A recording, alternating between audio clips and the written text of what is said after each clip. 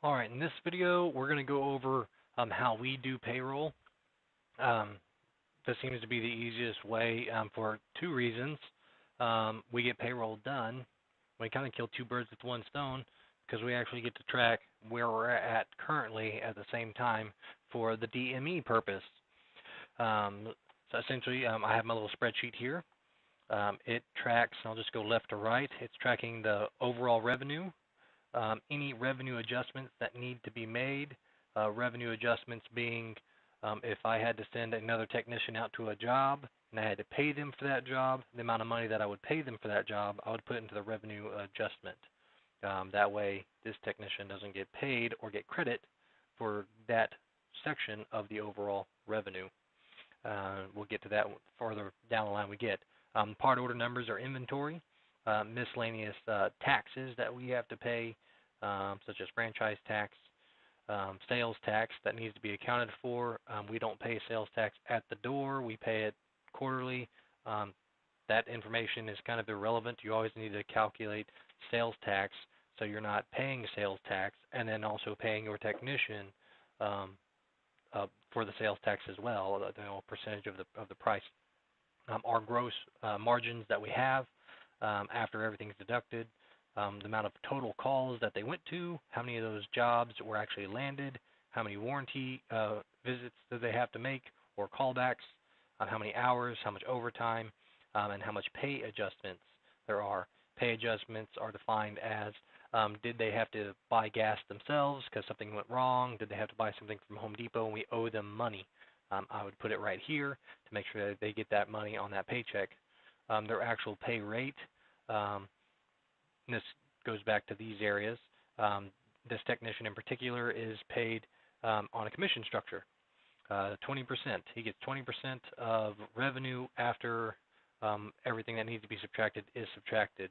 So I'll go ahead and click here so we can actually see what those areas are. N7 times G7 plus M7. Hopefully you're familiar with Excel because that sounds very confusing. His pay is defined by 20% of gross plus the pay adjustments. So what we're going to see is, okay, that begs to differ. If he's getting 20% of gross plus the pay adjustment, what is the actual gross? The gross is total revenue minus the revenue adjustment that we have to make.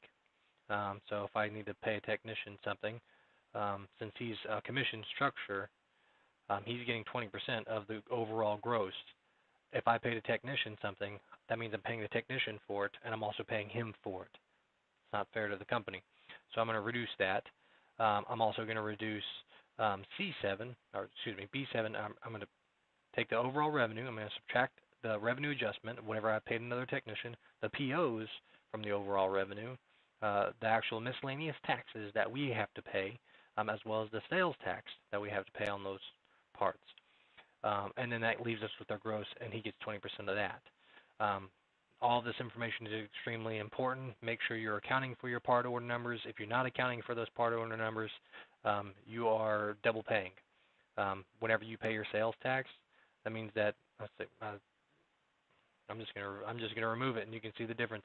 If I don't calculate these POs or these miscellaneous tax and these sales taxes, I'm gonna end up double paying for them at the counter whenever the comptroller comes looking. His gross just went up, so now he's getting a percentage of this gross number. We're paying him that, and then whenever franchise tax comes in, you've already given him 20% of franchise tax, and you got to pay that 20% again. Same with the actual sales tax. You have given him credit for that 8.25% that you should have deducted, and now you have to pay it to the comptroller. So you find yourself kind of swimming really, really quickly, and you don't know why. These are the reasons why. So Control Z, So essentially what we do on a regular basis, say his overall revenue is $8,250 for the week. I had to send a technician out to a job. I ended up paying that technician $125 for his time. Total POs that he ended up spending was $2,750. All these things are calculating for me. That puts my gross at $4,859.38. He went to 15 calls. He actually landed 12 jobs. He went to 2 warranties, and he worked 38 hours to make all of that happen. And I owe him $54 from Home Depot because he had to go pick up parts himself. And where do we land at? His paycheck is $1,025.88. His gross is 54%. His labor is 12%. Cost of goods sold is 36%. Average ticket $687.50, and his booking percentage is 80%. Calculates all that information for us, and we can do it in real time. I'll go ahead and delete this. I put all my little notes and stuff down there, and then we can just make modifications. So if you look at this top bar up here, you'll see, well, this one's not in line, this one's not in line, and this one's not in line. This one's good, this one's good. These are indicators of where you want to end up landing. So this one's 54, understandably, but this one's only 12. So I have 8% to play with. I can take this 8%, and it just automatically goes over there. Since we didn't have to pay him as high in labor, I have an extra 8%, so we're really at 62 and 20, realistically. So that's great. 62% gross and 20% labor, exactly where we want to be. Cost of goods is high. It never gets to 20%. Prices keep going up.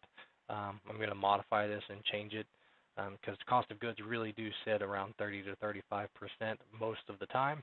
They just keep going up on the prices, and the market value doesn't want to fluctuate with that fact. So average ticket is great, and booking percentage is great. And we can just do this in real time. So let's say right now I'm at $3,000 in revenue. I haven't had to do any revenue adjustments. We've only spent $275 on stuff because it's all labor jobs. We've only been to 5, and we've landed 3. We haven't had any of those. He's worked 16 hours so far. He hasn't used any payment adjustments, and I'm tracking. This is where we're at currently right now for today. Right now his paycheck's at $519. Looking good, looking good. Great, great, great. His average hourly rate right now is $32.47. So tomorrow I can come back in. Let's say we made it to $4,200. This jumped up to $875. This has gone to 7 and 5. He's now worked 24 hours, and he did have to go buy some stuff. Cool. We're still looking good. $27 an hour, not bad. 656. There you go.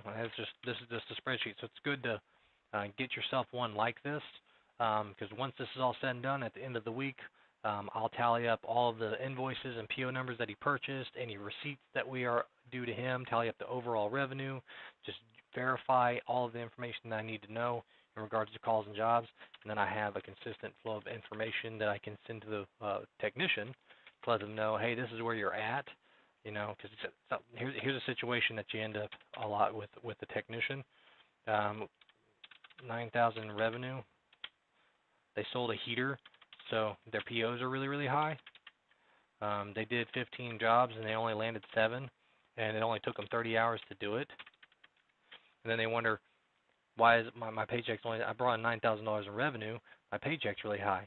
Well, you sold a whole bunch of heaters this week, so your margins went down really horribly, which means that we don't make as much, which also means that you don't make as much on the job. You still made $27 an hour in that case. This is a really good one to have right here because let's say that it's not like that. They made a whole bunch of money. I sold $9,000 worth of stuff, and my paycheck's only $1,200. You'll hear that one too. This works out for the company. I mean, we're satisfied with what we're seeing here. Got good gross on it, good return, and they're complaining because their paycheck wasn't what I thought it was going to be $1,800. Well, you made $41 an hour. You only worked 30 hours. So you had 10 more hours to go make more revenue. So maybe next time we'll be looking at kind of like this. And then your paycheck will be more along the lines of what you want it to be. And it's just a really malleable actual thing. So just another quick overview on things to look out for on those part order numbers. Always be calculating them, but those really big ones are your franchise taxes and your sales taxes. Make sure that if you're paying a technician on a commission basis, you're paying them 20% of your overall gross.